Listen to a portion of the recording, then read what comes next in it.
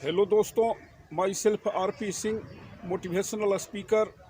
आज आपके सामने जो टॉपिक लेकर के आया हूँ वह है डिसीजन कैसे सही लें, यानी कन्फ्यूजन से कैसे बचें। तो इस टॉपिक को शुरू करने से पहले मैं आपको बताता हूँ कि कन्फ्यूजन और डिसीजन दोनों साथ साथ चलता है।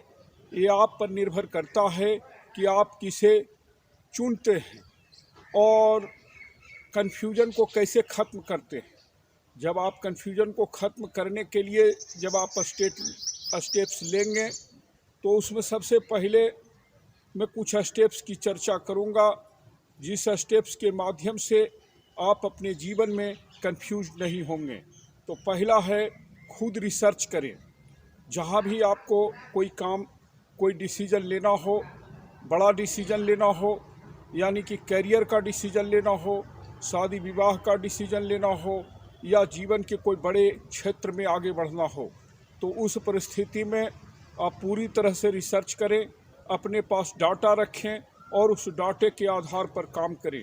जैसे कि आपको करियर में डॉक्टर बनना है तो डॉक्टर से मिलें, उसमें क्या परेशानी आती है, कैसे पढ़ाई होता है, उसके बारे में समझें।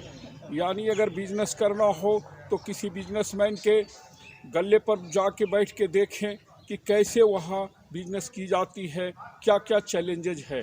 तो इस तरह से जिस फील्ड में आपको जाना हो उस फील्ड के बारे में पूरी रिसर्च करें। थोड़ा स्टेप्स है कि अगर आपने कोई डिसीजन लिया और उसमें फेलुअर होते हैं या सक्सेस होते हैं, दोनों आपका डिसीजन है, उस डिसीजन को हर हाल में आपको रिस्पेक्ट करना है। तो फेलुअर अगर होते हैं, मान लीजिए किसी मोमेंट में आपने डिसीजन लिया, उस मोमेंट के लिए वह राइट डिसीजन था। जैसे कि आप गाड़ी चला रहे हैं, सामने कोई आ रहा है, उसे धक्का से बचाने के लिए आपने यू टर्न लिया और कहीं पेड़ में टकरा गए, आपको चोट आया। उस मोमेंट का राइट डिसीजन था कि आपने बचाया, अपना भी जान और उसके भी बचाए।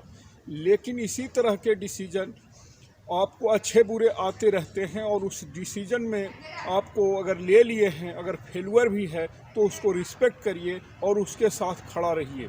जिससे अगर आप उस रिस्पेक्ट के साथ खड़ा रहते हैं उस डिसीजन के साथ, तो आपके मस्तिष्क को एक मैसेज आता है कि he is the strong personality and he take decision up to any extent and he respect their own decision.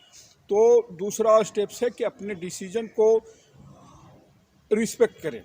तीसरा स्टेप्स है कि हर आदमी से आप सलाह न लेते चलें। आपको अगर सलाह लेना है तो उस फील्ड के जो माहिर खिलाड़ी हैं उनमें एक दो से सलाह लीजिए, और सलाह होता है। आप उससे ज़रूरी नहीं है कि अक्षर से पालन करें, वह आपके सिचुएशन, आपकी योग्यता, आपकी परिस्थिति और आपके दायरे में फिट बैठता है तो उस सलाह को मानें।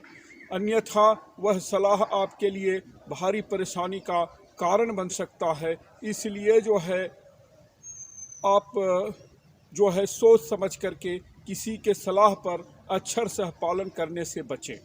और चौथी जो ज़रूरी चीज़ है वह है, आपको कोई डिसीजन आपने ले लिया, शुरू भी किया, तो इनिशियली में आपको थोड़ा परेशानी होगी, और जब परेशानी होगी तो आपको लगेगा कि मैं गलत डिसीजन लिया, क्योंकि the grass is always greener in the other side.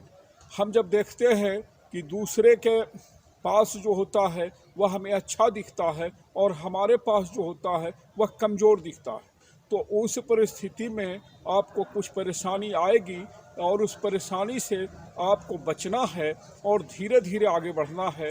आप पूरी मेहनत झोंक दीजिए, अपना जो है पूरी ताकत लगा दीजिए, और जब आप पूरी ताकत के साथ वो आप काम को करेंगे तो आपका डिसीजन सच में राइट होगा और आप आगे बढ़ेंगे।